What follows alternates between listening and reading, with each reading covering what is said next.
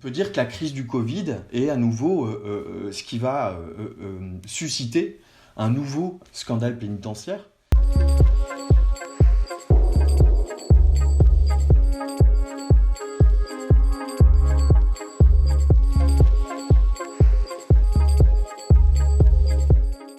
Ce qu'il y a de sûr, c'est qu'il y a un chantier énorme. Il y a tout un ensemble de problèmes. Parmi les plus connus, la surpopulation. Il y a à peu près 117 détenus pour 100 places. Mais cette surpopulation vient se concentrer en maison d'arrêt, où on a un peu plus de 140 détenus pour 100 places. Donc évidemment, sur les risques de contagion, de propagation du virus, c'est extrêmement délicat. Alors ce qu'il y a d'intéressant, c'est que ce scandale de la surpopulation, il est pas récent, il est vieux. Et aujourd'hui, la ministre de la Justice dit par exemple qu'on va réserver la détention préventive aux personnes qui sont dangereuses. Mais ça veut dire que jusqu'ici, on a envoyé tout un ensemble de personnes non dangereuses en détention préventive tout en connaissant l'état de la surpopulation. Donc cette crise, elle met au jour des pratiques dont on pourrait parfaitement se débarrasser, en tout cas les transformer pour s'attaquer à des réformes pénales, pénitentiaires significatives, notamment en termes de flux d'entrée en prison. La réponse apportée par les gouvernements successifs depuis une trentaine d'années, c'est augmenter le nombre de places, c'est-à-dire construire des nouveaux établissements. Construire des nouveaux établissements à la fois pour fermer certains établissements trop délabrés, trop anciens ou à des normes qu'on juge dépassées, etc. Mais aussi pour augmenter le nombre de places. Alors ça c'est la politique menée depuis au moins 30 ans et on sait que ça ne marche pas. D'ailleurs, le Conseil de l'Europe le dit depuis 30 ans aussi.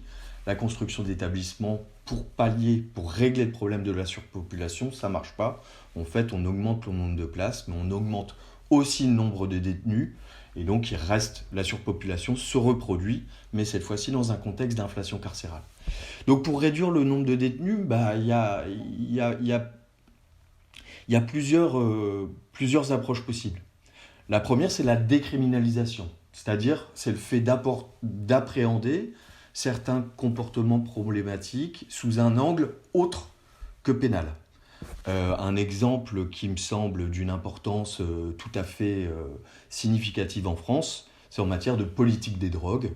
On a les politiques des drogues parmi les plus répressives en Europe. On a un flux d'entrée en prison lié aux infractions sur la législation des stupéfiants qui est tout à fait important. Le deuxième aspect, c'est le barème des peines. Regardez le barème des peines d'un pays à l'autre.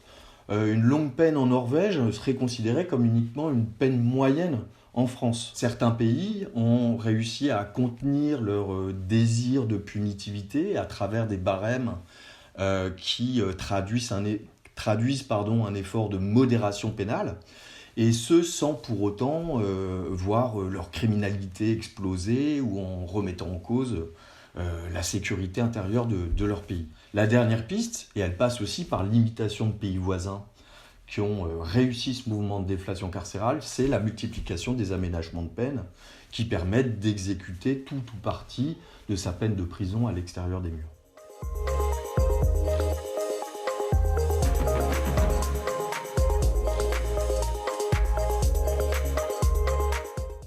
Il faut s'inspirer des prisons ouvertes en Finlande.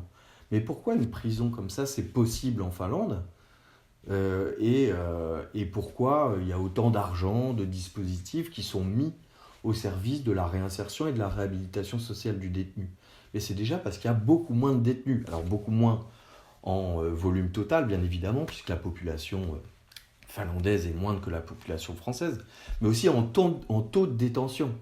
On a un taux de détention de 57 détenus pour 100 000 habitants en Finlande. Il est plus du double en France. Donc, avant de penser les processus d'adaptation, comment rendre la prison compatible avec des gestes barrières, de la distanciation sociale, etc., la question préalable, c'est comment en finir avec la surpopulation, ne serait-ce que pour rendre possibles, des formes élémentaires de distanciation sociale et de gestes barrières.